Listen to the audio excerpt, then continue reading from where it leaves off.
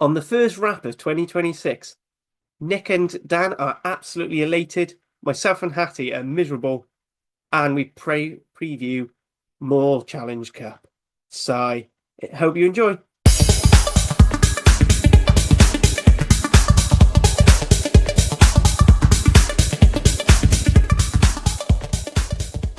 Hello, Happy New Year from all of us at Wrap. Welcome. We're starting the year fresh. Some of us are quite happy. Some of us are Scarlets and Cardiff fans and are really fucking miserable. Let's get on with the panel. Hattie, Nick, Dan, how are we all doing? Happy New Year, everyone. Good, thank you. I would say Yeah, Happy New Year, but started terribly so far, hasn't it? quite the opposite for me. Absolutely splendid start to the Christmas period and New Year. I think the only person who's happy would be a youngster waking up in a straight gun lights this morning, expecting to have to go to school first day back at term and school's been snowed off. Other than that, those type of people, I think probably the happiest person in the room. Oh, certainly happier than this corner anyway. Um, as it seems to be the obligatory post-Christmas rugby pod question, anyone get any nice rugby themed presents? Yes, I did actually. I had a new pair of boots, Ooh. which a little bit of an oddity now, considering I don't play anymore, but always handy for. And Was I that a tell, hint?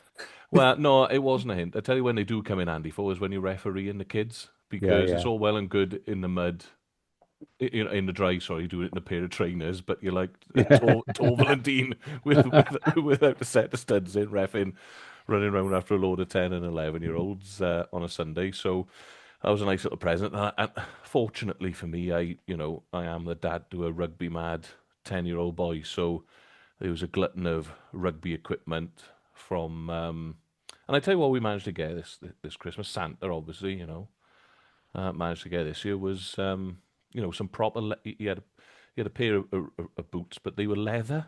Like we don't often get leather boots these days, Mm. No, no. unless you go down the Adidas World Cup sort of arena. They're all this sort of synthetic material um, and whatnot. But we managed to pick up a pair of Oxen boots actually, which are the sort of brand that Dewi Lake's wearing, and so that comes with all the having to put dubbing on it and things like that. So all of those little bits and pieces of stocking fillers were nice, and we had the Racing '92 kit he wanted for Christmas as well. So he was wandering around, with a couple of baguettes under his arm and a ring of onions around his neck. So yeah, it's nice.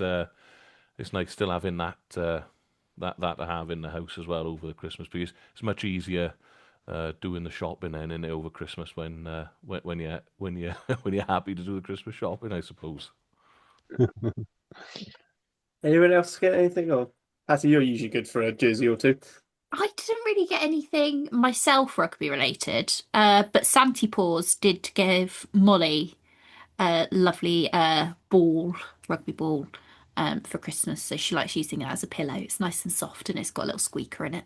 Nice. Is Mm. that a '97 Lions top that I spy?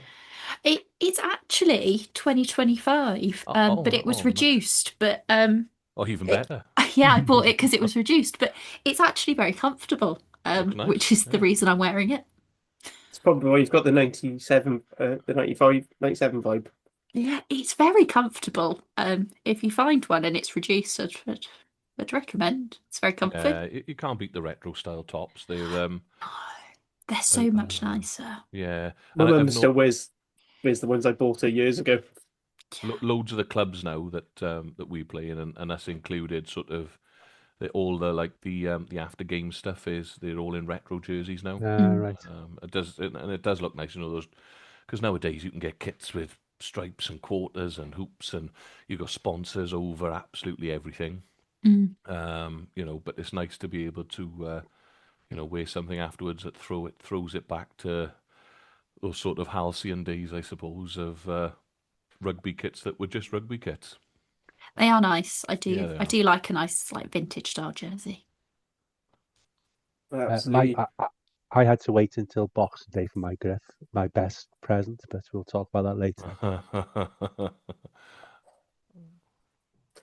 All right, so moving on. So news desk I hear has been quite empty over the festive period. The WRU have actually given everyone a present and not been a complete ramshackle. Well, isn't this meant to be an EGM coming on the horizon? Sorry, Nick, if you've stuck that on the desk. I don't want to take anybody's thunder there. No, I haven't, because obviously we're aware uh, the sort of Maesteg, Bridgend area, Neath area of mid. I think they got Mid Glamorgan, is it? Yeah, I think so, Uh, yeah. have put something out to the clubs. We'll see how that progresses, really. Whether it does result in enough clubs putting forward supporting that, which would force an EGM. But what comes of that is another question, and we'll see how that plays out. Going on to the actual news, if that's okay, Harley. You do. Yeah. On Christmas Day, it was announced that following a very successful 2-year spell at Gloucester, Thomas Williams, 30, would be leaving them to join Saracens at the end of the season. Also on New Year's Day, Bristol announced that Louis Rees-Zammit, 24, had committed his future to Bristol Bears, signing what they termed a new long-term deal with the club. So, don't know if anyone wants to make any comments about those Anglo-Welsh players. Oh, it's all about the Benjamins, I think, with Mr. Rees Sammet, isn't it? It's all Yeah. Yeah, I mean, all about the cash. I'd heard, I don't know how true this is, but I'd heard that the reason why he'd signed for Bristol in the first place was that they'd offered him like a 1-year deal and he'd actually signed for Rugby 360 or was going to. So that's why he signed the 1-year deal with Bristol, but he'd actually been offered a much bigger contract up in Newcastle. So obviously, I think this probably means Rugby 360 is off the table for him. The Well, it rumour did mill, announce that they're pushing it back to like 28, and then it'll get pushed back and back and back, and everyone will forget about it, and it'll be a pub quiz question. yeah. And I think the rumour mill on cash was that the Red Bulls up in Newcastle had offered him $650 a year. So I'm assuming, and this is mere conjecture here, that Bristol would have had to have gone somewhere near that. So good money if you can get it, and good on him, I would say. Don't discount the travel time from his mum's house to Newcastle, because he still likes to go back for Sunday dinner. What Yeah. would that be, about 7 hours? yeah, It's not. Yeah, it's not. I looked at driving to Newcastle before when Cardiff were playing the Challenge Cup and thought twice about it. It's Yeah, it's a so long. far up there. Yeah, they're basically Scottish, Imagine if aren't they had they? another. Imagine they had a proper Northern team. Yeah. Oh no, settle down. okay. I'm sure. Moving to the Ospreys, it's been confirmed that Lewis Lloyd, 22, has re-signed, and will remain at the Ospreys. Promising young hooker who can also cover the back row. Has made 26 appearances, and probably with Derby leaving, it's an important re-signing for the Ospreys. And this hasn't actually been confirmed by anybody, but it's been very widely reported that Adam Wainwright will be the next Welsh player to leave Welsh Rugby. I think Adam Wainwright is 28, 60 odd caps for Wales, been an absolute standout player for the Dragons for a number of years. And it's been played out to by the media in particular to as further evidence of a certain story they want to tell. Personally, I see it differently, but I'll pass it over to you guys to comment on Adam Wainwright. No, I know where you're going with that, Nick. As in, everyone's peddling the fact that the union's a mess, and that's why, that's why Wayno's decided to up sticks and go, as we sort of against conjecture, I suppose, but thinking that he's going to Leicester. I think it's fair to say that he's probably going to leave the club. That's almost set in stone. Where the final destination is maybe still a little bit up in the air, but Leicester would be a nice move for him. I'm in the same camp as you, Nick. I don't think that it is. Wayno's grown up, effectively in the mess that is Welsh rugby. I don't think that would put him off. He's a Gwent boy through and through. And my opinion on it is the Dragons have matched the financial offer that said team, potentially Leicester, have offered him. And therefore, to me, it seems like he just fancies a different challenge. And why not? And whilst the Dragons are on the up, and Welsh rugby's changing, and rugby of some description is likely to stay in East Wales, whatever guys that looks like. Then you can't, you can't knock him for fancying a different challenge, whether that be in England with Leicester Tigers or wherever it is he ends up. We've had no end of people. Let's not forget we've had the likes of Foxy going to play over in and James Hook, etc., going to play over in France. So it's Adam Beard's over there now. It's not abnormal for people at this time in their career to go and secure a challenge somewhere else. So yes, it's bittersweet, I would say, from both a Welsh rugby and particularly a Dragons perspective. But if he was to go, which I think is 99% certain, then he would certainly go with my well wishes.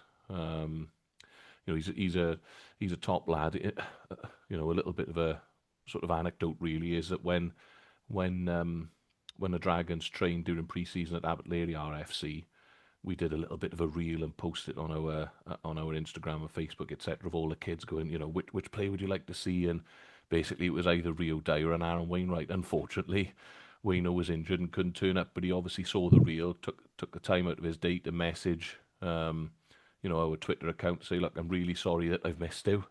Is there anything I can do? Do you want messages sent out? If do you want me to come up again and make an appearance, whatever it may be? Really sorry. He was totally apologetic. I thought, sir, Yeah, more big importantly, being a good rugby player, he's clearly a nice guy. So, yeah, he'll be missed in Gwent. There's no doubt about that. But good on him. Okay, and final bit of news just announced today by the Scottish Rugby Union that former Wales women's coach Johan Cunningham will be joining them as a senior assistant coach for the women's side. Hattie, how have you taken this news? This is, I would say this is a bad decision, possibly one of the worst decisions that Scottish Rugby have ever made. But they've also hired Nusafora, so that one does trump it. For people who it slipped your mind, because I've seen quite a lot of people today kind of post about, oh well, he's done a good job with Fiji over the last couple of months. Obviously, Fiji beat Wales at the World Cup very narrowly in a very bizarre game. Um, but completely forgetting that the reason why Johan Cunningham left was not just because of a run of poor results, but also due to bullying allegations, which were well founded. And I think essentially he left so that he wasn't fired. Um, and obviously Nigel Walker went around the same time for issues with the women's game and the men's game. So personally, I don't think he should be trusted in this sort of position. And I think the fact that he's coming in under Nusafora, who has a horrendous rap for women's rugby, for what he did to women's rugby in Ireland, I'm concerned about Scotland. Obviously, this is a Welsh rugby pod, but it's not. It doesn't look good. It doesn't look good at all. Doesn't add to the jokes about the SRU looking over the WO and thinking that's how we should run a women's program. It's just. I think the SRU, for what it's worth, you're right on about the women's program. I think they've done it in the men's program as well, because their under 20s over the last 4 or 5 seasons have been absolutely garbage. They've been terrible. There's another union. We've only just got back into the top tier of under 20s. Yeah, World Cup. Yeah. Season before last, they were playing, your Samoas and United States and all that sort of stuff. So there's someone else who haven't bothered to look south and gone, oh, hang on, what mistakes are Wales playing with making with their golden generation? And clearly they haven't done it with the women's section as well. So bye SRU maybe. Yeah. over the next 5 to 10 years, let's see what happens. They're all not hit as rock bottom as we have. I'm just saying that. I mean, and the SRU in terms of development, they have at least they have at least gone with prop school, which at least seen that issue, which is something I actually think Wales should implement. And they also have their ancestry.com golden account. Yes, they do. Yeah. Yeah. Yeah. If you went on holiday in Scotland at any time in the last 10 years and you play rugby, you can probably get a cap. Men's or women's team, Men's doesn't matter. It doesn't matter. Yeah, it doesn't matter. You can get yourself. But before we get loads of angry comments from Scottish listeners, shall we move on to some? And that's where we get Leslie in. It's just She's the jokes. It's just originator of the bit, joke. bit of banter. So obviously we missed the last couple of rounds of the URC due to Boxing Day, New Year's Day derbies. We're not going to go through it game by game. We're in fact going to go by team by team. I'm going to do the order on the team. I'm going to say perform best, perform worst based on the number of table points they got. And to be honest, I think it is a fairly accurate reflection of the team that performed best to worst. Just a quick run over the scores if you've forgotten or you've tried to memory hole it like I have. Boxing Day, Cardiff beat Dragons 22-19. Scarlets lost to the Ospreys 19-26. Then on New Year's Day, the mighty Dragons slew the Scarlets 28-5. And Ospreys did what they do best in January, which is make Cardiff look stupid and wimpy and weak and beat us 33-22. No doubt, no surprise here. Team I think performed best over the Festive Derbies was the Ospreys. So Nick, take us away, please. Okay, start with Boxing Day. Yet another Osprey win against the Scarlets. That's 7 wins in the last 8 games. I think it's fairly clear which is the best team in the West. The data backs that up. It's built on heart on defence, typified by Harry Deves, 25 tackles, 2 turnovers, carry 54 metres, and beat 5 defenders. The Ospreys had to do a lot of tackling. They made 210 tackles. There's a success rate of 90%, which hopefully our defence coach on the pod would appreciate. And that was despite playing with 14 men for 20 minutes. It wasn't all good. The lineup was pretty poor, and for whatever reason, a couple of refs certainly had decided Gary Phillips sets up his scrum bind and hit illegally. So we were penalised quite heavily for that. I'm not a scrum expert, but I have my theories on that. But we still managed to score 4 tries in a bonus point win, which is not to be sniffed at away from home in a derby. The returning Welsh Osprey centres, after missing a lot of rugby in the early part of the season, look very, very solid. And I guess a real positive was that we have a number of players who didn't take part, and we'll come on to talk about that when we talk about New Year's Day, who were chomping at the bit. So we had some real rotation.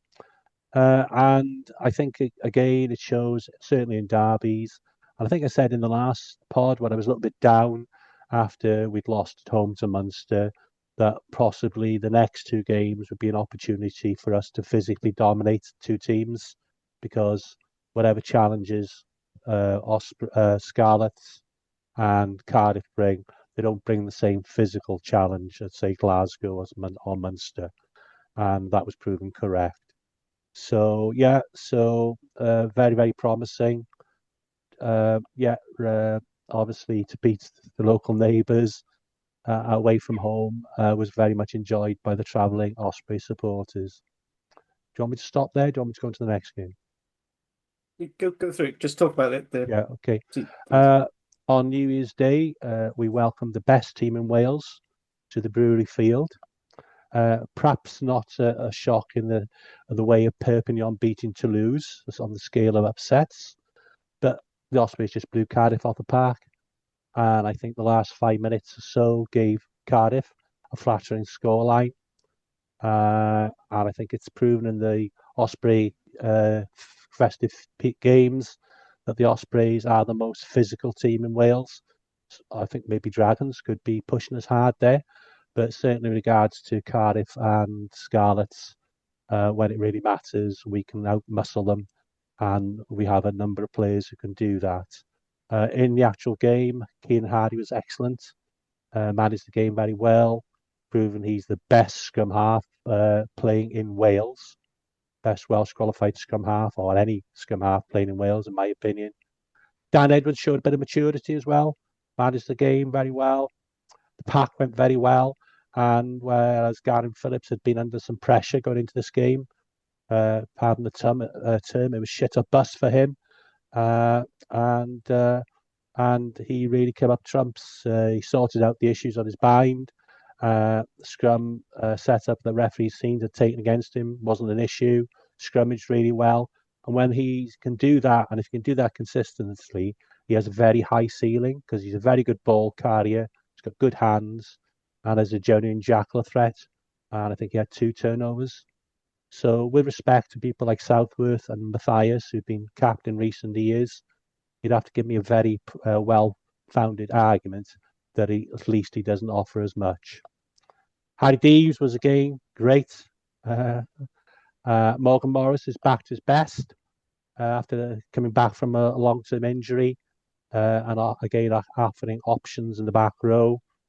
Morse is a dynamic option as well, and it was good that the Ospreys were able to rotate.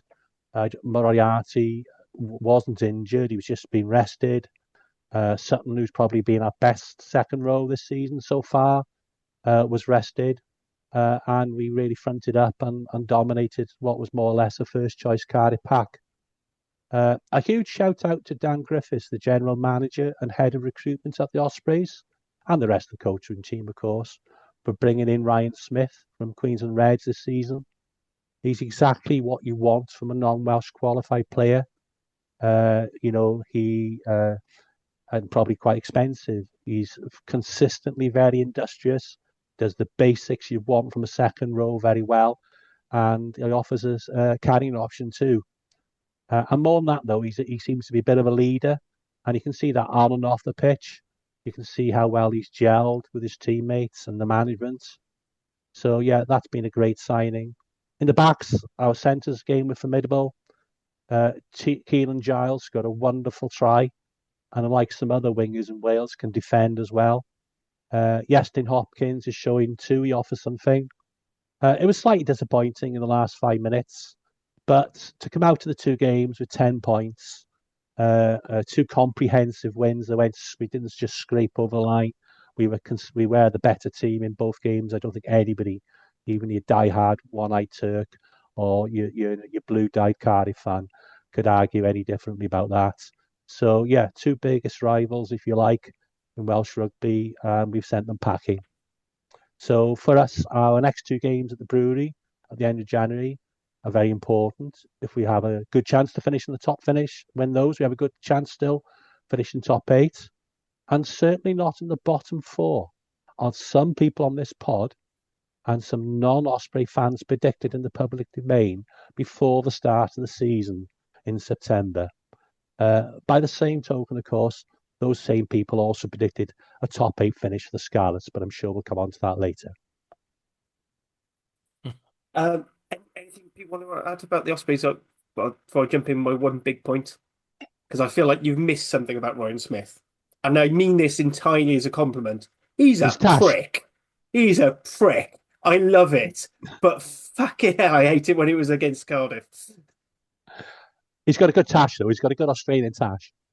It is very Australian. That is the exact description you need for that one. I thought Osprey's been fantastic. I mean, as you alluded to, yes, Ospreys do have a fantastic record at this time of year. Hugh's been plying me and Hattie with stats about it. It's like 59% win rate across all competitions. For the last 5 seasons in those months, I think. December, January. 46% of all wins in the last 5 seasons have come in these 2 months. Which, hey, I mean, so people would argue this is the proper weather for rugby, being a winter sport and all. So, yeah, and it's just nice to see the Ospreys, even though they've been trying to do their expansive fancy attack, have still got that hard edge that we know them for. All court game. I think this time of year suits the Ospreys more so than. I wonder whether, and I'd be interested in your take on this, Nick, that whether the Ospreys have gone a little bit, or had gone a little bit too far away from the hard edge that Toby Booth instilled. Now, the sort of some of the criticism around Toby Booth is that they didn't play much rugby at all, but it was certainly very efficient and very effective. And I think under Mark Jones, you take the results out in South Africa at the start of the season, played some lovely rugby, picked up bonus points, etc. But I just, and I remember him talking about it. They felt they were a bit undercooked. No pre-season, the maul wasn't functioning as it was, and they seem to have rectified that a little bit now, and they've got there's a little bit more Toby Booth about them again now, I think, because I think you're right. I thought they battered Cardiff up front on in the last fixture, and I think that's kind of the way forward for the Ospreys a little bit this season, is to earn the right to play. They've got the ability to play now. They've got layers to their attack, etc. Under Boise, but I just think they need to earn that right a little bit more, because they can win games up front effectively before and then go and turn the screw, by playing a little bit. But yeah, I think this time of year probably suits the Ospreys a little bit because they have got that physicality in their pack, and I genuinely think still the Brewery Field is a good home for them. Mm. I mean, the one thing I will say, and I mean, I'll get onto it and talk about it from my point of view, it wasn't a blowout domination game against the Scarlets. It was one try in it. So, like, you can be cocky, but like, it was only one try. Yeah, I was it? think the I think the issue in that game was we couldn't get the accuracy in our forward game. We lost too many lineouts. We lost the scrum was going against us. Who knows what would have happened if we could have won those lineouts and we could have had a not been penalised in the scrum. But physically, we dominated both teams, and if you can't see that, I'm sorry. I just think like sometimes when you get a win, it can be like, oh, not revisionist, but like oh, it was not. I personally don't necessarily agree.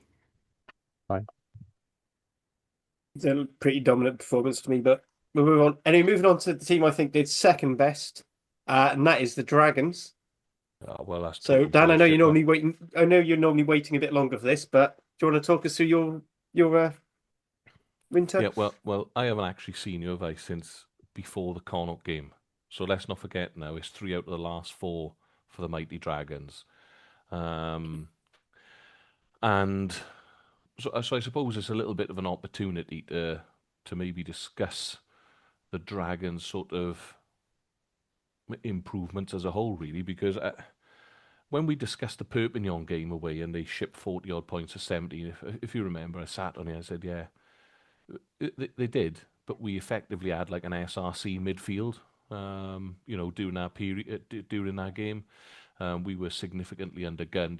Tiered rotated the squad, and I kind of stand by that now because when the sort of quality comes back into the squad, there's no doubt about it. This season, the Dragons are a match for anybody. We've drawn 2 games on top of that, Sharks and Ospreys. The Sharks game most definitely just needed Rodri Williams to find Tinas to be, and we should have won that game as well.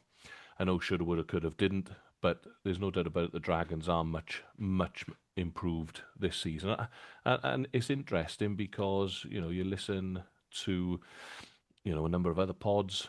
You read the rugby press, and there's a lot being said about the coaching and the players, ex-players on the BBC Scrum 5 pod have come out saying, what have the Dragons offered?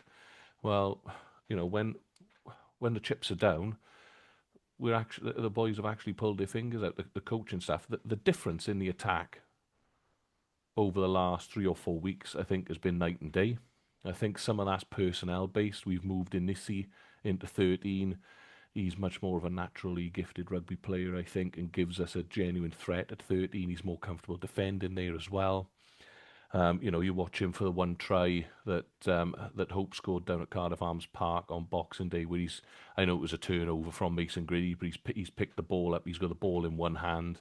You don't quite know what he's going to do with it. He pops it back inside so he's a bit more of an all-court rugby player and has got the ability to play. I think he's more of a 13 that can play wing rather than a wing that can play 13. So it'll be interesting when Paella comes back. I think Paella coming back could give and Iron Owen a whiff at 12 because he's played a lot of rugby lately. To maybe give the 2 Islanders a go at 12 and 13. I'd be interested to see how that goes. I think as well moving Di Richards out to the wing has been a good shout because again he's born and bred SRC. And I think playing him on the wing allows him to show that he's a good athlete, good runner. able to finish. His finish against the Scarlets was fantastic, but his skill set's not being quite as tested as it is when he's at 13. Mm. He's not having to make those decisions in and around catch, pass, running his backs moves, defending in at 13. So it gives him a little bit of a break and it utilises his strengths. And there's no doubt about it that the boys have come on. In terms of the game down at the Arms Park, I thought it was nip and tuck all the way. We deserved a bonus point out of it, and it was a good bonus point away from home. And then, the big result for me, I think, was winning at home again against the Scarlets on the weekend, and 28-5. I don't want to use the term domination, but we did dominate that fixture. I think it would be fair to say. The red card for the Scarlets didn't help. Help matters, but when you look at how well our set piece went, scrum went forward, and the difference for me again, when you look at the way our scrum went, is we started with Martinez, Burrows, and Hunt, and finished with George Roberts, who's been a fantastic find. We've got an abundance of hookers at the minute. Finished with George Roberts, Wyn Jones, and Dlamini, the new South African tight end. So our scrum's not being underpowered compared to Josh Moore and Harry O'Connor that was coming on at prop for the Scarlets. There's a difference there, and the Dragons have been in that boat out in Perpignan. We're having Dylan Kelleher Griffiths, who's new to it. Jordan Morris have been playing there. Sam Scarf. We've blooded young props, but there's a difference when you can bring on experience, quality. It doesn't underpower your scrum, and I think over the last 4 weeks the Dragons have been good value for every point that they've picked up. I could go through the entire team really, but the standouts for me have been Robert Hunt. I think the way that he's solidified our scrum, ball carried, you watch the man clean out rucks, fantastic, and defends very well. Ryan Woodman's playing 4 and 6, brilliant, great line-out athlete. Ben Carter, Harrison Keddy's been good. We were able to swap in the likes of Thomas Young and Harry Beddle now at 7, 2 out-and-out number 7s. Both doing fantastically well. How good was Aaron Wainwright again on the weekend? There's that scrum 5 that we've had where he picks up, he rides the tackle of Josh McLeod, swats him away, carries the ball for 10 metres, clean exit, lovely, thank you very much, fantastic. I don't know what you guys think, but I think Shea Hope coming in has taken his chance, sped the game up, service from the rucks quicker. We're playing on the front foot a little bit more, allows us to bring that layered attack in because we're on the front foot. Tinas De Beer, I still think we lack a little bit of depth at 10, but by Christ, he's a tough, nuggety little South African that, gives his all blood and guts when he's on the field. He's been fantastic. And how good has Angus O'Brien been skipping the team from fullback? I think is an honourable mention to him as well because he's been fantastic. His goal kicking's been much better over the last few games as well, and I think that's taken a little bit of pressure off Tina. So, on the whole, I think the squad has done fantastically well. Dlamini, the new South African tight end prop, he's done okay when he's come on. I'd be interested to see how he goes now when he gets a start. And Levi Douglas, another one, Welsh qualified, horrible sort of person that you don't want to run into on a rugby field. He just moves people around for a living, absolutely whacks people, physical, good ball carrier, cleans rucks out, and dominates people. So on the whole, from the Dragons, they're definitely on the up. The other thing that I would say is much improved again, and I've banged on about it week after week, is our defence. The defence is much more proactive now. It was sort of off the line and sit, very soft, waiting for teams to come at us. But at this level of rugby, I think you have to go hunting. Teams want to play out the back, so that the defence for me is much more proactive. The boys again off the line, they're hunting that layered attack down a little bit more, and I think it showed on the weekend because we had a 91% completion rate in terms of tackles, and the Scarlets didn't have a line break. So fair play to the boys. They're definitely on the up. How good was Ollie Burrows? We talk about the hookers. Ollie Burrows, really popped up off the back of the line out and nearly put a 50-22 in. I thought that was fantastic. And we've now got 4 quality. So if anyone needs a hooker, we're having a word. Playing. We're having a word. Yeah. With an E. Enough. Yeah. Hooker of the rugby playing type, obviously. We've got 4. Sorry. So we've got 4 quality ones now at the Dragons. So If you start offering them up, though, Dan, you'll start losing them. that's They'll true. start dropping like flies. They will. What'll be really interesting now is to see how you keep those 4 happy. Because if you're Burrows and George Roberts, you're going, well, we've played well the last couple of weeks. Yeah. Absolutely right. Then we got Elliot, Dean, and Coughlin to come back. So um, on the whole, much better. I thought Ben Carter was good again on the weekend. The time he gets in the tackle, he's off the line. Or the time he gets in the tackle is fantastic. He's wrestling people up. He's working really hard in every collision. It slows the attack down. It gives your defence plenty of time to fold and get organised and get set and back off the line. So they've all, I don't want to go through the entire squad, but they've all been fantastic. So congratulations to all of them because they're starting to turn the corner. Well done to Philo and Matt O'Brien and to everyone else involved in the coaching team because they've been under the pump a little bit. There's no doubt about that. And I think they've answered some critics. So whatever happens in the next few weeks and the coming months, I think it's fair to say no one can deny that the Dragons aren't improved. So good on them. I think we've picked up. We picked up 5, 6 points out of a possible 10 in the 2 derbies, and 11 out of 15 is it over the last 3 URC fixtures. So yeah, good on them. Well done to the men of Gwent. If you want a more in depth, look at that game, go and check out the boys on the Dragons layer because they've got Mystic, Gareth Leclerc on there as well, who will pick 3 out of 4. He's offering. He'll pick your lottery numbers for a decent price as well. So you can go and you can go and tap him up for that. But yeah, fantastic that they've turned a corner. I just the, another problem the Dragons have now. Well, it may be a little bit of a problem for them is that they've kind of set their bar. Everyone knows now that the Dragons are capable of doing this. So they need to maintain that. And there should be some improvement. There's some tough fixtures coming up.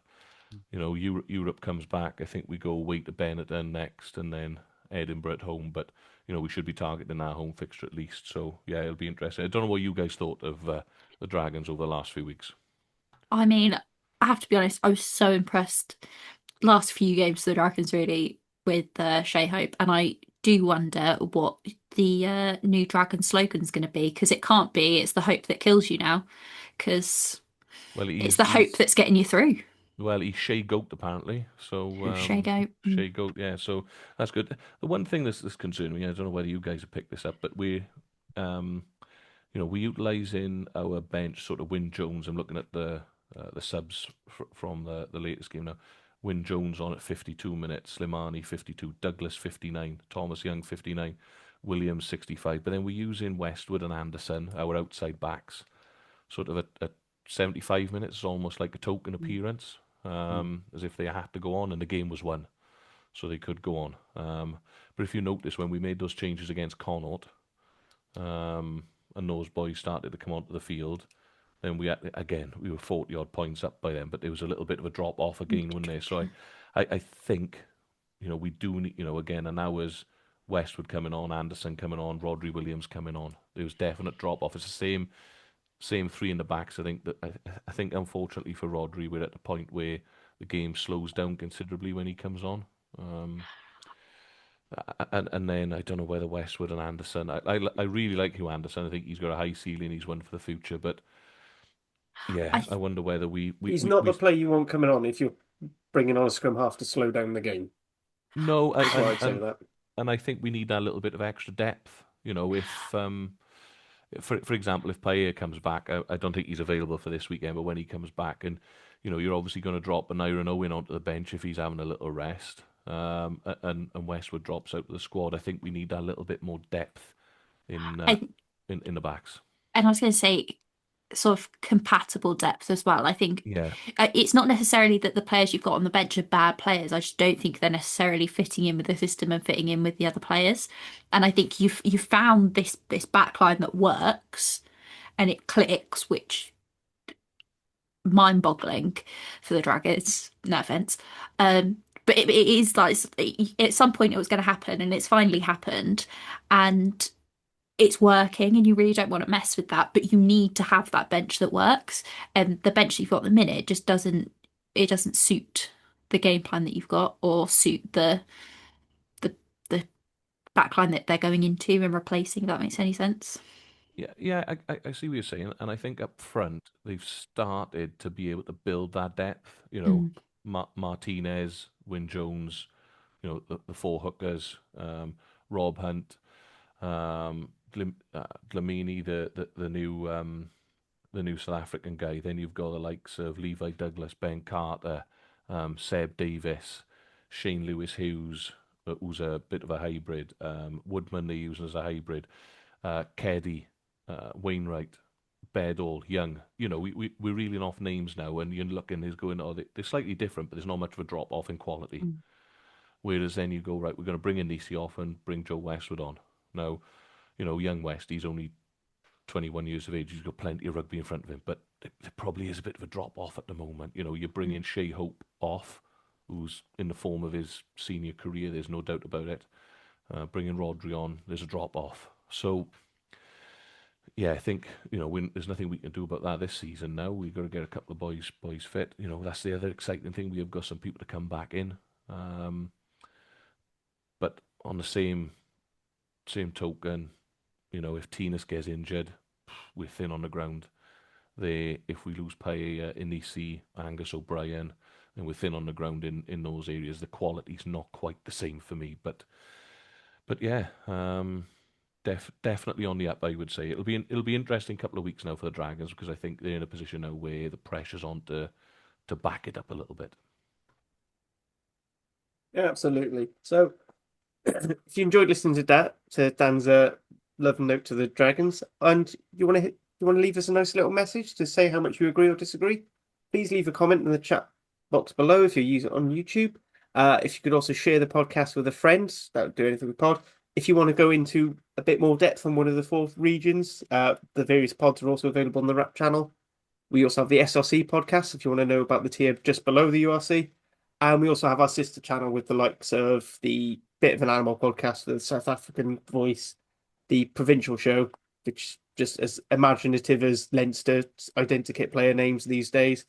And we also have the Women's Podcast and the Mall Street Journal. And Scrum of the Earth.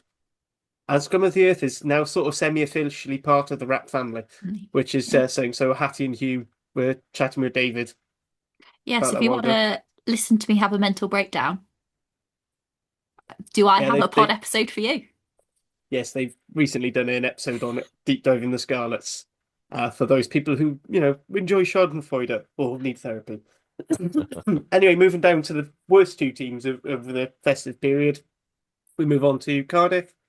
So we got 5 points out of 10, and frankly, that wasn't good enough at all, especially combined with the Liam Belcher came out after the Scarlets game and said, we were poor and we needed to learn lessons, and we didn't, neither game. And frankly, we were lucky to get the 5 points we did. Because I thought Dragons had a fair shout at beating us in that first game. And to be honest, those 3 garbage time tries when Ospreys just couldn't be asked, frankly. I think it was more of a case of that than us actually doing anything well. Just didn't look good. We need to, and Liam Belcher, I think, does have to take a fair bit of this, or Lansdale as a coach. We need to stop with these tap and goes where it's just sending one of the smallest players up on the pitch into 3 defenders. It doesn't work. When it was working at the start of the season, there was some disguise. There was a quick shift just before contact. That's not happening. We saw people arguing that, Cardiff maybe should have had 2 points on the New Year's Day game. If Sheedy got his kick. Again, I don't think we deserved it. Frankly, we didn't play that well. We were completely outmuscled. I think maybe 3 players in Cardiff were any good. Ben Thomas, I thought, played particularly well, but still had some issues handling the Ospreys' defence. I thought Josh Adams is back to his best now. Not like as a flashy try-scoring winger, but he's just doing nuts and bolts and getting all the basics done right. And I thought Alex Mann looked excellent, and it really makes me want to see another Harry Deves, Alex Mann back row again. I think you need to have an absolute massive unit at 8 for it to work. But I'd just love to see the sheer chaos that those two could cause together, because they clearly wanted to have a friendly scrap. towards the end of it. But most of it's just a thing. I think when Cardiff have played our game best, we've kicked more than opposition, and we haven't been doing that the last few games. And I think that's causing us a lot of problems with our transition. I don't know if it's scared because we've been found out a little bit in the aerial game. Mason Grady, I think, can show some good things ball in hand, but I think sometimes you sort of see he's a player who's not played anywhere near as much rugby as he probably should have for his age due to his injuries.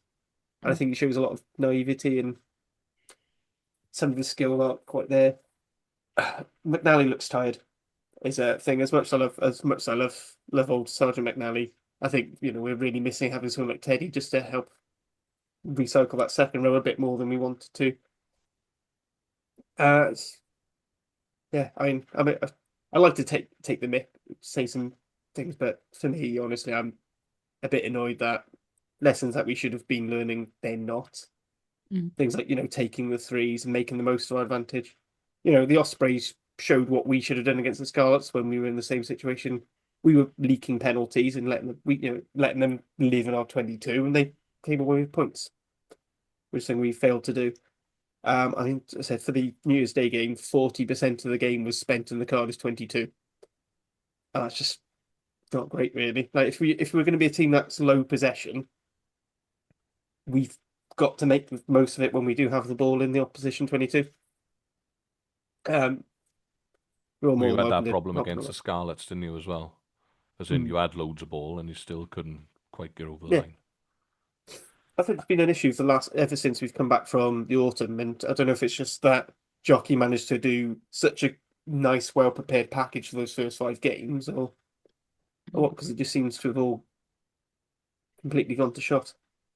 The other Uh, thing, and I don't know if it's necessarily because of all the other Wales players, like Kieran Hardy's, basically he's been doing a lot of runs at 9, using a jockey attack, so really easy. I mean, I don't know what it is with the former Scarlets Academy scrum halves and playing Cardiff, but they fucking love it, absolutely love it, because they always have blinders against us. So yeah, it's just frustrating, and hopefully now Europe can be a bit of a chance to reset and re-go, because I feel like these 3 games really we should be looking at about 12 points. If we want to be a serious contender and actually make playoffs and seed well enough that we might even get a home game, we needed we needed the equivalent of 3 wins, and we didn't get that. yeah. I think you're being a little bit hard on yourself, really. You're still, what, third in the league at the moment? Fourth, but I mean, as we showed last year, start having a high position in the league at this point doesn't mean anything if you can't make the most of it, make the most of the easier games, and you very quickly Yeah. slide down. Yeah, there is that. And what are the upcoming fixtures, Harley? Let's have a quick look. So you got We've got Europe Ulster now. away, Benetton at home, then it's the break, then we've got Leinster home mid Six Nations, then it's the straight after the Six Nations is the South Africa tour, Glasgow away at some point, Finish with the and we Stormers at finish home. Stormers at home. And none of those are particularly gimmies. And like we playing some of the hardest teams when some of the hardest fixtures when we're depleted due to Wales call-ups. And then, it is a bit of an excuse, but it's something we've all seen, that when we take away that front line of players, we do start to struggle quite badly.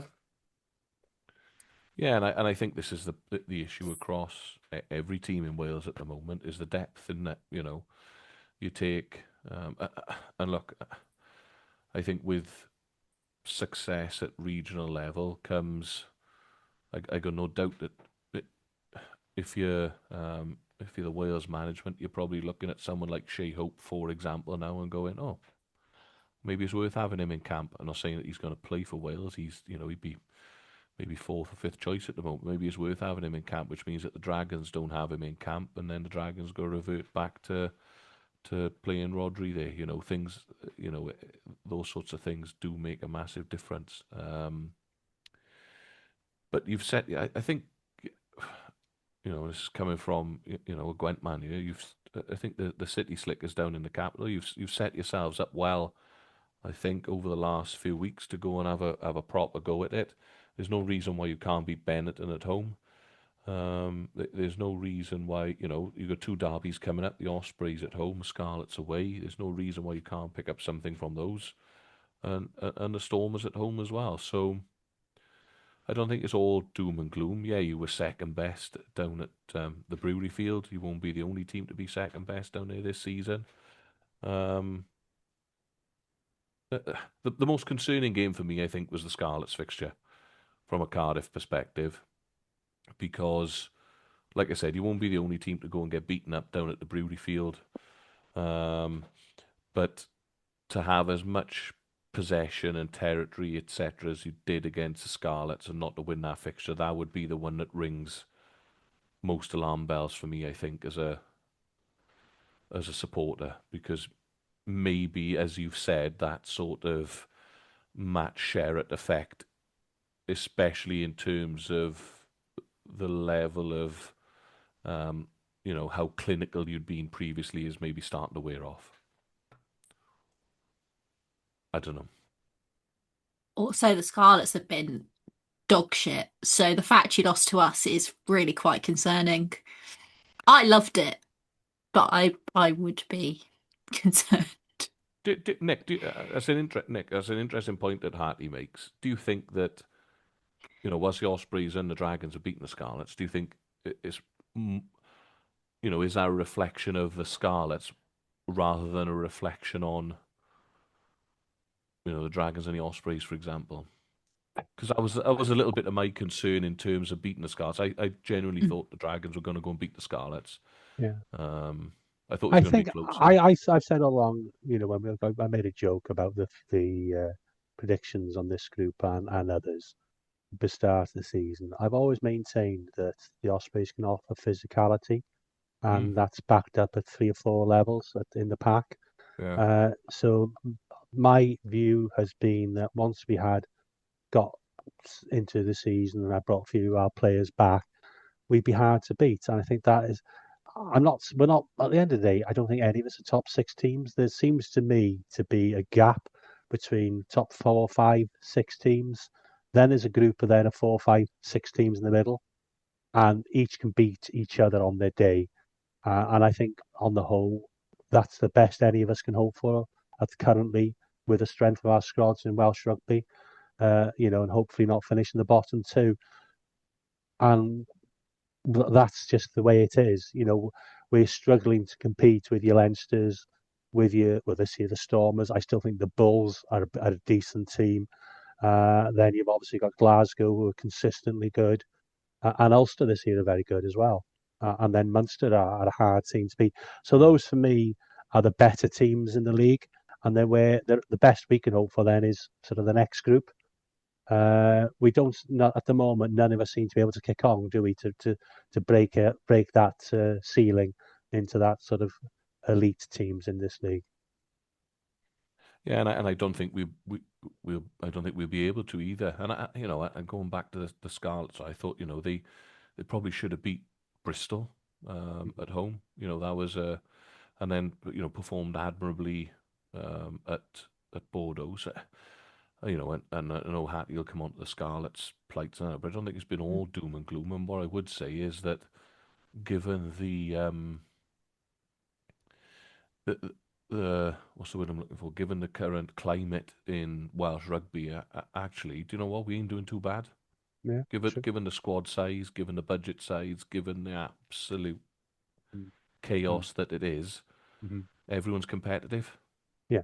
Especially if you could get your best 23 on the field, all 4 clubs, all 4 regions, pro teams, whatever you want to call them, they'd be competitive week in, week out if you could keep the best 23 to 30 players available week in, week out. And I Yeah. think that's testament to us keeping 4. Yeah. I know we've gone on about that, but we don't want to drag on about it now. But that does show that with a little bit more, an improved pathway, investment, and improving what we've got coming through, then there's no reason why we can't have 4. I know it'll come down to money. Everyone says we simply can't afford 4 teams, but it's there. We're not far off. We're really not far off. Moving on, last team in action. Hattie, do you just want to submit your facial expression as your essay for this one, or do you have some words? I do have some words. I do have some words. I won't go into like everything that went wrong because so much of it went wrong across both games. Um, but I think a lot of what went wrong is rather a symptom rather than an actual problem. Um, I think our discipline is really poor. We don't really have an attack. We don't really have a defense. It's all just got out the window. We have no depth in certain positions, and therefore, when we have no depth in certain positions, it causes massive issues. With Costello being out, it means we don't have a 10. Yes, Hawkins coming in at 10, but he's not a 10, and every moment that he spends acting as a 10, he seems to actively get worse. Um, and that's all to say, when you put that all together and you're looking at so many problems, I don't think that comes down to the players themselves. I think that comes down to coaching. The fact that we don't have depth in certain positions and we're really, really light in certain areas comes down to the coaching and recruitment that happened in the off season where we lost certain players and so on and so forth. The fact that somebody like Joe Hawkins can't seem to click, he's not a 10. We know he's not a 10, but the fact he was signed as a 10 and we keep going with him as a 10, the fact that we're bringing a teenager who was quite literally a child a couple of weeks ago off the bench at 10 and seem to think that that's going to fix all our problems, in my opinion, is a bit of a coaching issue. Our penalties, and we've now got a red card. We didn't have a red card at all last season, even though we were the most yellow carded team last season. To me, that's a coaching issue because why are the players so frustrated that they're conceding that many penalties? Because so many of them are silly penalties. And now at this point, we're known for it as well.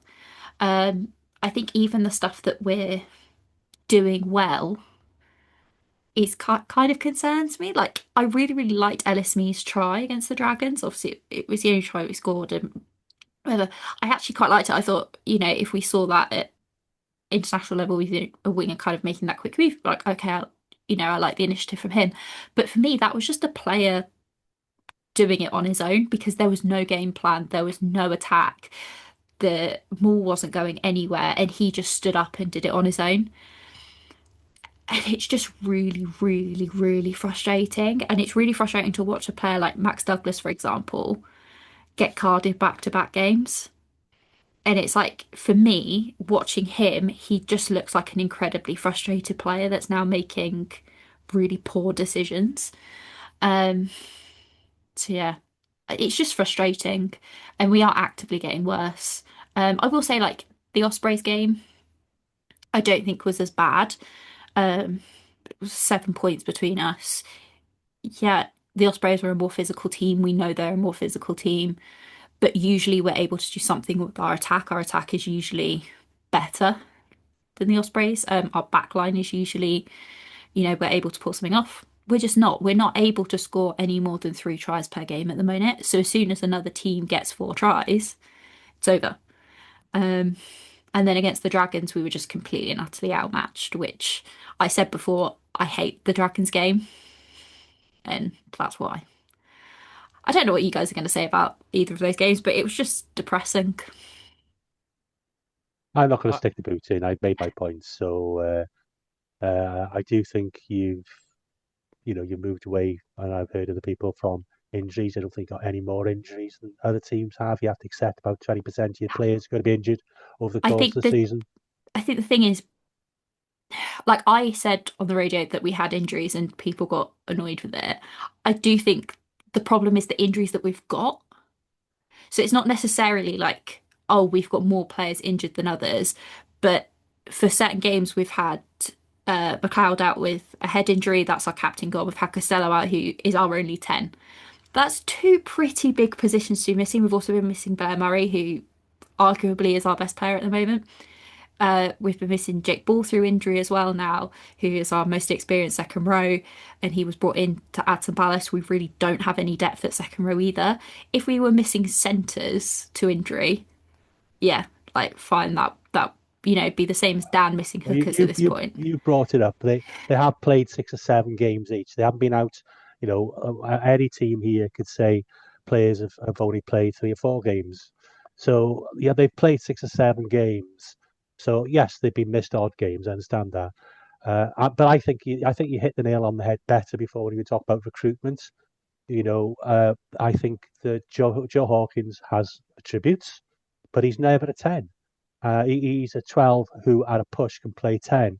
So I think when you recruited him, yes, he's Welsh qualified and so on. Perhaps the money would have been better spent bringing in another out and out 10 who can play 12. Yeah, I agree with you. I think to me the injury thing does make sense, and I'll talk about how we can disagree with it. It'd be the same if another region was particularly light in a certain area and had injuries. But it goes back to what we say all the time, which is the depths, the squads aren't big enough and the squads don't have enough depth. So you can say, oh, well, this team has got the same amount of injuries, but is it two key players in your squad? Yes, we might. And you can tell where Costello's been out and when he's been in. And actually, the games we've played best this season are the ones where Costello's been in. And our last 2 runs where we haven't had, our last 2 games where we haven't had him have been 2 of the most painful games of the season. And I mean, you've got to lean on your coaches for that because you had a player who's near enough breaking through, ready to do it, Charlie Titcombe, and you let him go. Yep. Presumably because he got pissed off and never playing. Yep. Even when Costello was on his last legs at times. And we let Lloyd go as well, yeah. He wasn't our favourite 10, but he does a damn sight better job than Hawkins. You can't moan about. It'd be us like missing Mackenzie Martin's ball carrying when we let him go out on loan. That's that then ends up on us. Same as right. We've been struggling really for a consistent couple of scrum halves. Actually, Mulder's, although not been particularly good since coming back from injury, but you've got to say as well as much we can say it's budgets and things like that. Like if you're going to let players go, and Charlie Titcombe isn't exactly going to be on big money, is he? Let's be honest. He's signed on a semi-academy contract, so I think that. And maybe what you should have done is just bothered a little bit less with the Cardiff game, and then you'd probably would have done better against the other two. See, I think with the Cardiff game though, I think we went completely off script. I think that was Gareth Davis just doing whatever he wanted. I think that was more of a fluke than anything else. Yeah. And then he burned himself out, couldn't do anything the next two. So that's poor stamina. And I think from now on, Gareth Davis should be rested anytime Scarlets play Cardiff. For me, the Scarlets are a little bit of a funny one because, like I said, I didn't think they were overly far away. In a couple of games. Let's not forget, mind, they beat Glasgow 23-0 not long ago. They went away and beat Cardiff, irrespective of the fact it was a little bit of a rope-a-dope. They should have beat Bristol.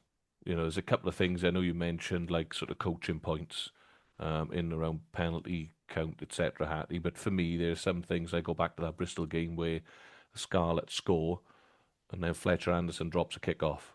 Coach killer, absolute coach killer. He's not being coached to do that. So they've clearly got it in them. I kind of do agree with you in terms of the injuries to your fly half. I think he's a major loss to you. There's no way that. At what point did Warren Gatland think Joe Hawkins was going to be an international 10?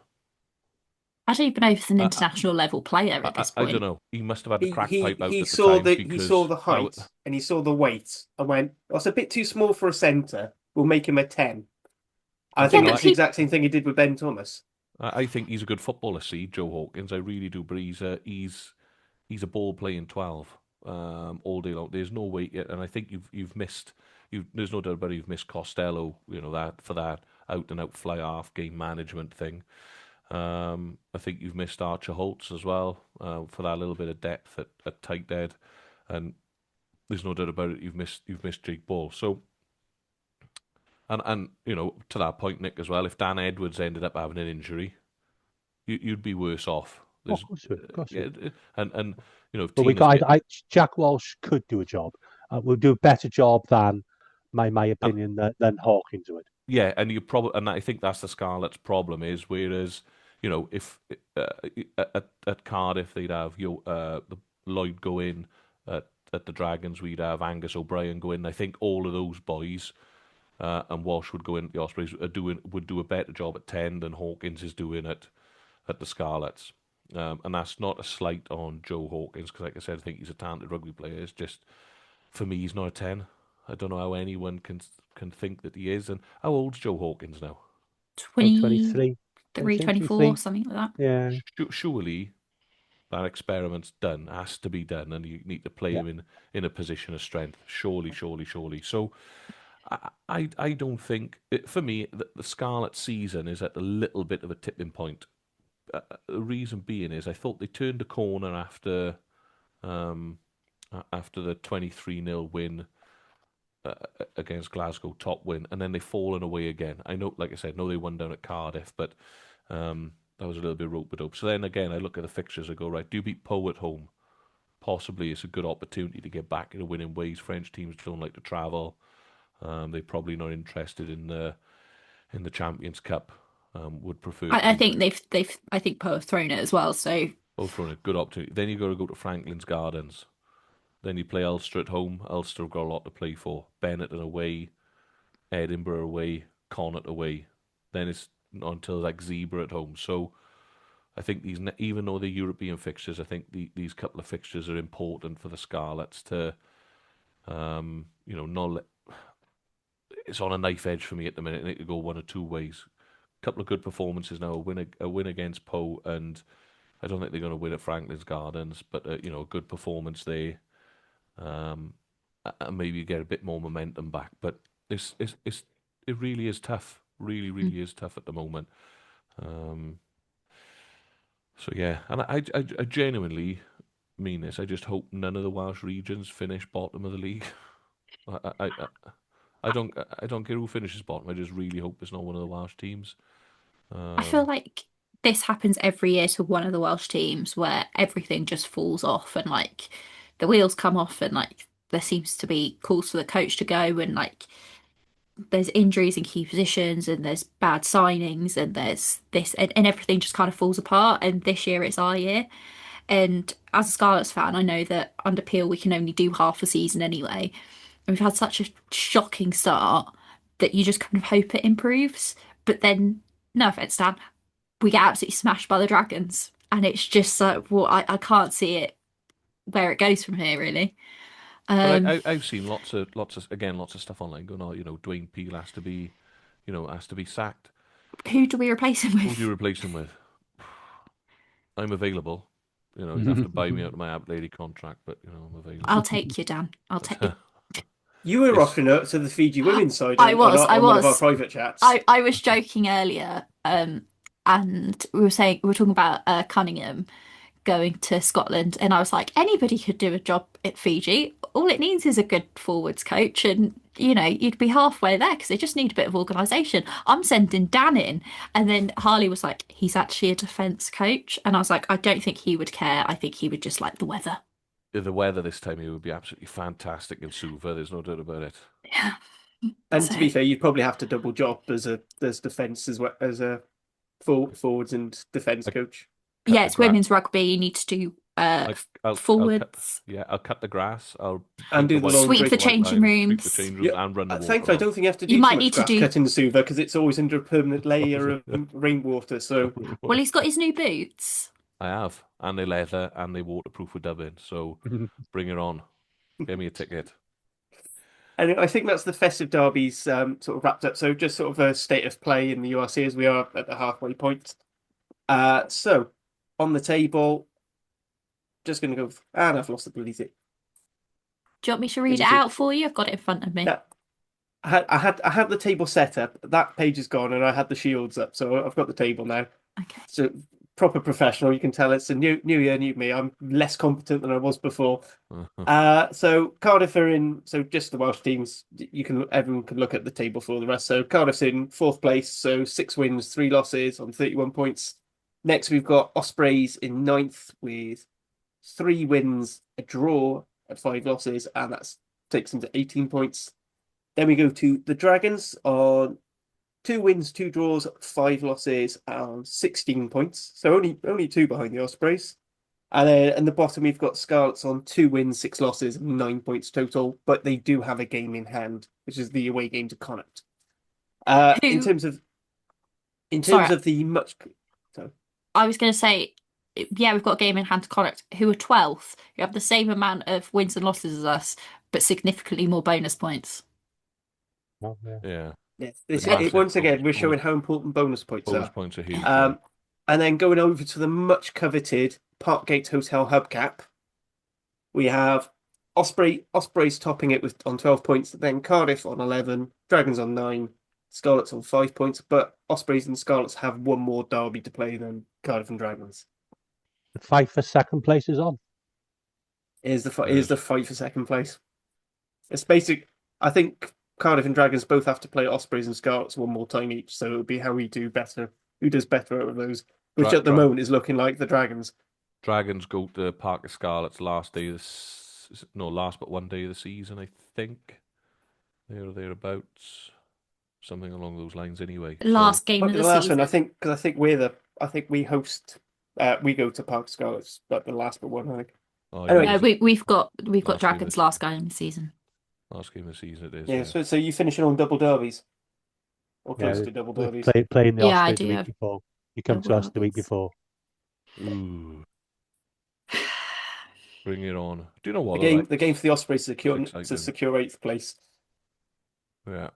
Anyway, moving on. So we've had over the break, we had a little bit of women's rugby. So can you tell us what happened in the big Celtic Challenge Derby? I can. So it was a Gwalia win, 38-7, which I think is pretty much. I don't know if I predicted a actual scoreline, but I did predict a Gwalia blowout. Wasn't surprised. Again, just total dismantling of Brython, who struggled in the backline and at the breakdown. Have to shout out Maisie Davis, who I've said it before online. She's future Wales captain to me.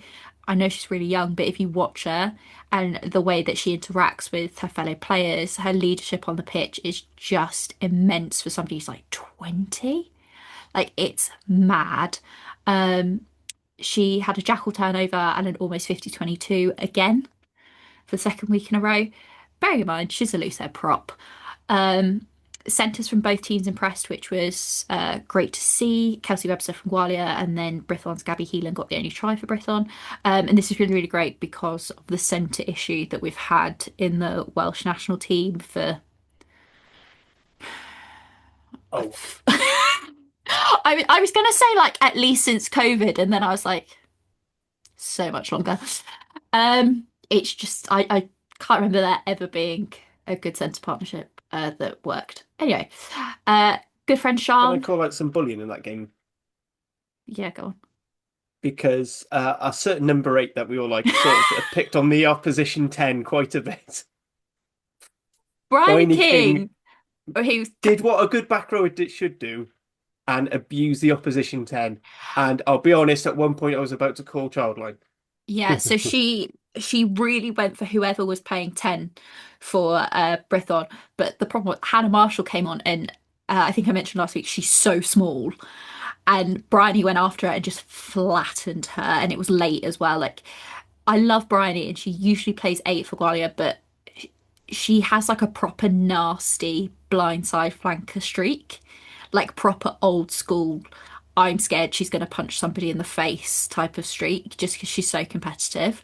And she just took out anybody that was nearby. It was pretty bad.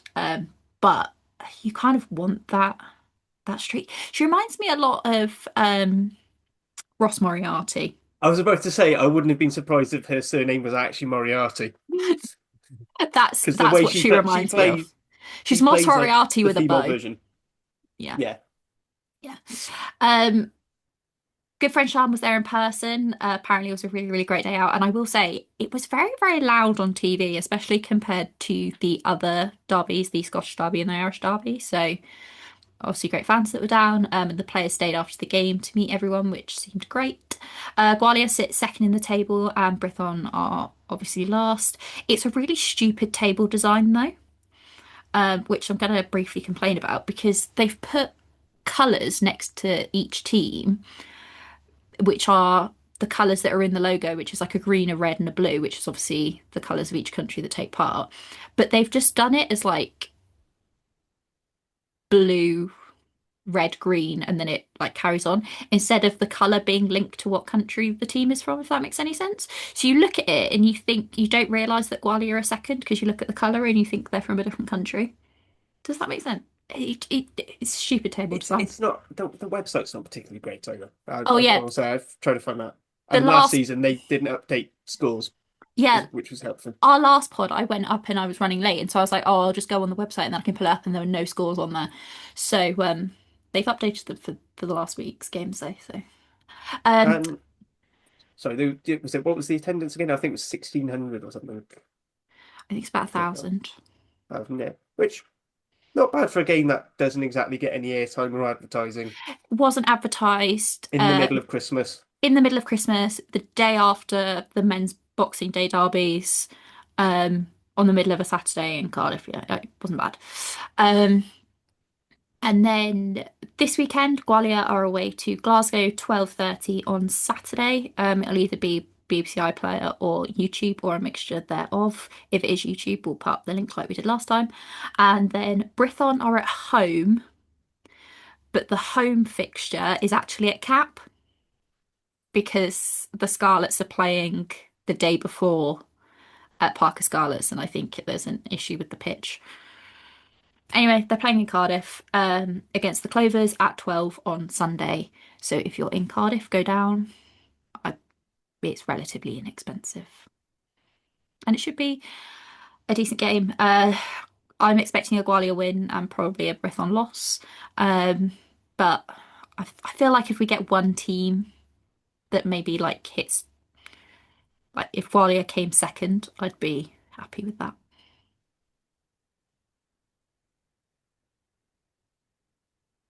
Yeah, sounds absolutely good. Nick, Dan, anything you want to ask about that Celtic Challenge before we No, move on just to hoping previews? some of the younger players can maybe push on for Welsh honours. Yeah, and I think hopefully we should see that coming through. Like Courtney Greenaway, who Evie Hill. Eva Hill, Courtney Greenaway, who came through the club system. So she hadn't been picked up by any of the PDCs or anything. She came through the club system, went to an open trial, is now playing GB7s and in the Celtic Challenge. So I hope she gets a shot. I think the Celtic Challenge is showing that we've got a lot of really good technical wingers who aren't just people who are fast who they can stick on the wing, because I think that's been a real problem for Wales, is that we've had fast people on the wing but they've not necessarily been finishers.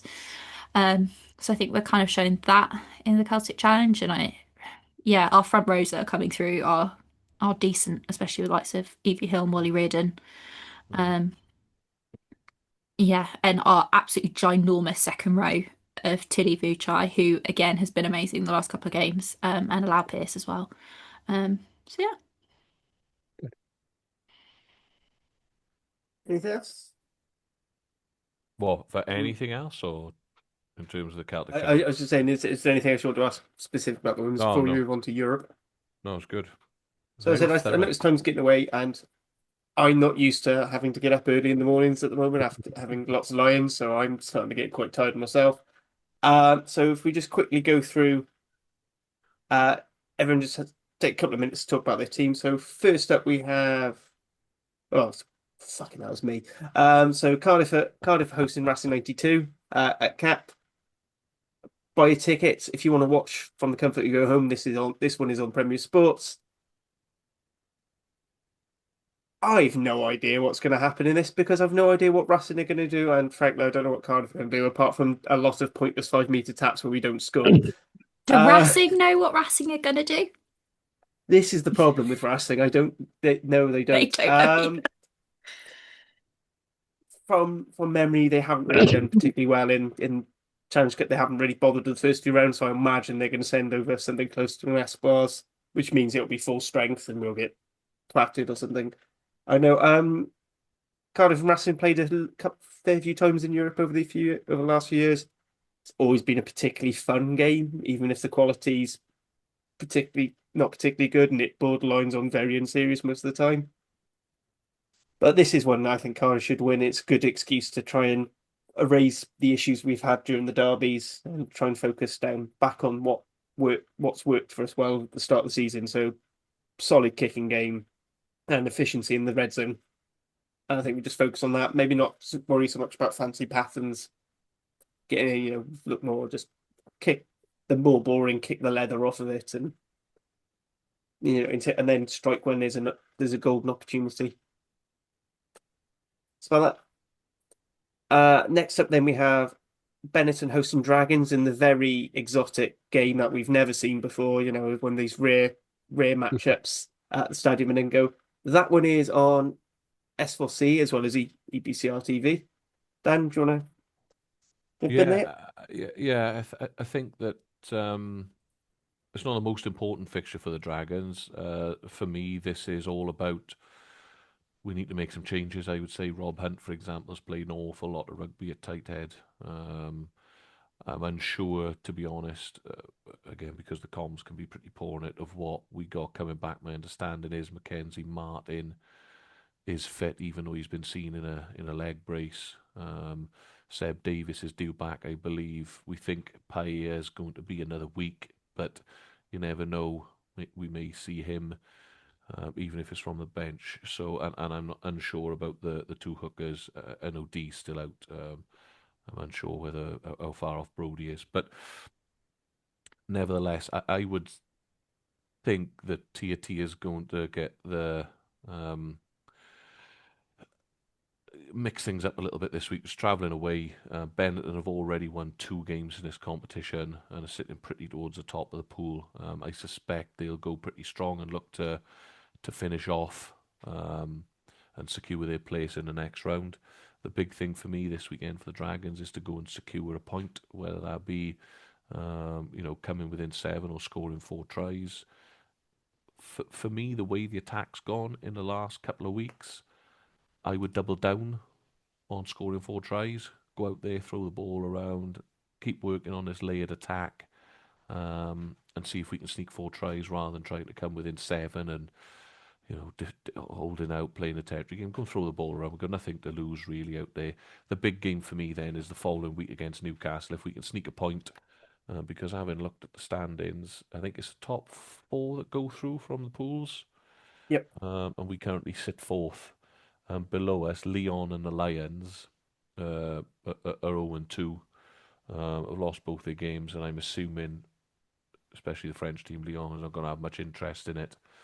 So hopefully, if we can pick up a point away from home, it'll take us up to 5 points, and a couple of results go away, but it would be nice to have that fixture then the following week, Friday night, Rodney Parade, with knowing that if we pick up a result against Newcastle, we're into the next round. The Dragons have something to play for. It's exciting. It could be a packed house to welcome the newly named Red Bulls of Newcastle down to Rodney Parade. So for me, mix it up, rest some players, but let's go hell bent. Try to score 4 tries, pick up that point away from home. If we come within 7, it's a Brucey bonus on top of that again. And then we turn over the big spending Red Bulls. Right, then last up on the Saturday is Scarlets hosting POW. POW second, dealing with a bit of an injury crisis, second on the top 14 table. Yep. This game will be on Premier Sports. Hattie, do you want to have a? Yeah, they may be either second or third in. I think I showed they were third, but sure, second. Oh yeah, because Toulouse lost, didn't they? Anyway, so second. To Perpignan, I may add. Yeah, big news. The drag happens to the best of us. Yeah. But they are 6th in the pool in Europe. I kind of think that they might throw it. I don't know. I wouldn't be surprised if they do and just send out a B team. I don't know why they'd want to send an A team out to us. Even if they send a B team or a C team, I still think they might beat us. However, it is the return of Carwyn Turpolotu probably. So that'll be exciting. And hopefully they don't poach any more of our players to sign for them for next season. I don't know. It's a difficult one because on the one hand, I just kind of think Europe is so pointless for us at this point. Um, we've had one bonus point, so we're sitting fourth. But I would much rather us try and do something in the league rather than deal with Europe. But at the same time, I feel like maybe a bit of confidence might help. Mm. I feel like as long as it's not a drubbing like the Dragons was, if it's a competitive game, then that's a win. But in all honesty, I'm just in my Welsh rugby depression mode, so. But it's the Scarlets, so anything could happen. None of Now, it will be Gareth Davis is predictable. Cardiff, and you win. Who knows? Maybe Carwyn Turpalotti will get confused and accidentally score an own try somehow. You never know. Yeah, maybe he'll just accidentally throw the ball to Sam Lousy repeatedly. It would be an instinct thing then. It would be, yeah. It would be. Right, moving on to last but not least, another exciting, never before seen European fixture of Zebra Parma versus the Ospreys. So this is 1 o'clock on Sunday. This game, as far as I can tell, is only available on EPCR TV, although you might get a slide replay on S4C later. Just a bit of a note, some 90% of the time, if you wait a few hours after the game, it becomes sometimes EPCR TV forget to charge you for it. I'm not saying it's guaranteed, but it does occasionally happen. If you don't want to have to fork out for this. Nick, do you think Ospreys can use this to get that four try bonus point they should have gotten at home in the league, or do you think this is a bit of rest, thinking that you're in a good position, 10 out of 10, or are you aiming for that top spot to try and get as strong a home seeding? I think there'll be a lot of rotation. I think Mark Jones referred to it in his post-match that he's trying to bring new players in to bring some energy to so certainly in key positions, your hard positions. But, Hugh Sutton and Fender would probably come into the second row. Maybe Moriarty back as well, which gives you a little bit of punch in the back row. Uh, Hopefully, it's a chance to use our strength in depth. It's not an easy game these days going to Zebra in a way. It depends. They'll be proud team at home. Hopefully, our Southern African, I suppose, rather than South African contingents can be involved. They didn't feature at all in the last two games. I don't know what their injury status is, but they will be around the stadium on New Year's Day, and as was our new player Marco De Witt. So maybe a chance for the 6'3" back rower to maybe have a debut off the bench. Hopefully, we've got at least one fit scrum half, and we're not starting with Keelan Giles at 9. But I see no reason why we can't get a win out in Parma.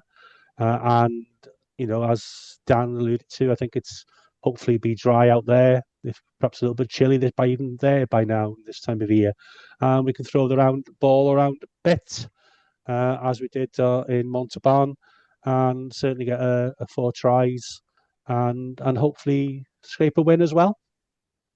Mm. Do you think, Nick, that go out there and win, and it sort of sees you through the next round easily, doesn't it? Like it's done and dusted. I think then it becomes, we're in a very strong position. Yeah. So let's see where we are next week. Montpellier will bring a challenge, wherever they bring over any French team does. But certainly that's a game we can win at home. And certainly, the smaller ground, the change rooms and so on should be in Osprey's favour, not a sort of high-flying top 14 team in France. So should we get anything out of the game this weekend, and especially a win, we're in a very, very strong position then to go far in the competition, which is, I guess, what you want. You want to be having round of 16, and then who knows, we might even win a quarter final. But I'm not going to hold my breath on that one. It's funny though, and it's a funny situation to be in, because you know that if you went over, like, say you did go full tilt and gone, right, we're going to go and try and pick up 5 at Zebra, capable of doing so, takes you to 15 points, finish top 2, no problem. But what you don't want to do then the following week, because it's a home game, is rotate against Montpellier to go, well, we're already through, it's a dead rubber for us. especially if Montpellier win as well. Then you're just battling it, and this is where it becomes a bit tougher for the coaches because you Yeah. could see yourself through on Saturday, but what you don't want to do is let the home fans down and put out a week and rotated side and then come and stuck at home, and it's a balancing act. It's tough. It's tough. And that's when you look at your next two fixtures as well. And they're very important URC fixtures at home against the Lions, and then of course the Dragons coming. Yeah. So Yeah. I think they'll rotate a bit this weekend and hope to get whatever they can from the game.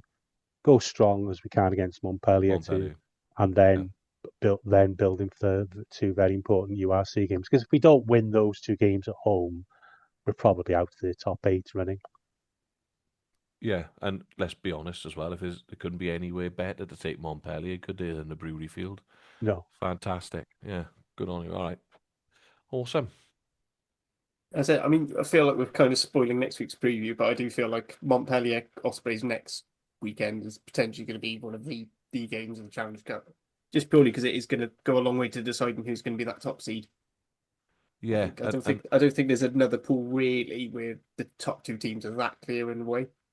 No, I think it could be an exciting round next weekend in the Challenge Cup for the Welsh team. Should a couple of results go our way, because it'll be the same for Cardiff. Because if you can pick up a result on the weekend against Racing, then is the Exeter Chiefs the week after. So again, seedings at place at stake for that, and the same for the Dragons. But it's nice to be in this position where you're looking at and going, exactly. this is what fans want. So yeah, good on them all. Good. I hope they all go through. But and as highly seeded, do they all avoid each other then in the next round? The Welsh teams? No, Not because necessarily. That's why we ended up playing Scarlets in the round of 16 last year. That's shit, isn't it? Let's be honest. That would be about right, wouldn't it? You do so well to get through, and then the Dragons and the Ospreys in the last 16, and the Scarlets drop down and pick up the bloody. It'd be all bloody hell. Yeah, that'd be great. That'd be great playing Scarlets at home again. Yeah, yeah. But that's a pod on its own about how they buggered up the European competitions. I know. There you go. Yeah, seriously, I've got on. That's the point. David from Scum of the Earth owes me a venting session on Europe, because we sort of came up with our way of improving the competition, which I won't go on to because I feel like we've run on long enough. So thank you for putting up with that little bit of rambling. Thank you for listening to the rest of the pod, and thank you, Hattie, Nick, and Dan, for joining me as ever. Once again, Happy New Year. Enjoy your rugby. Nostar. Nostar. Nostar.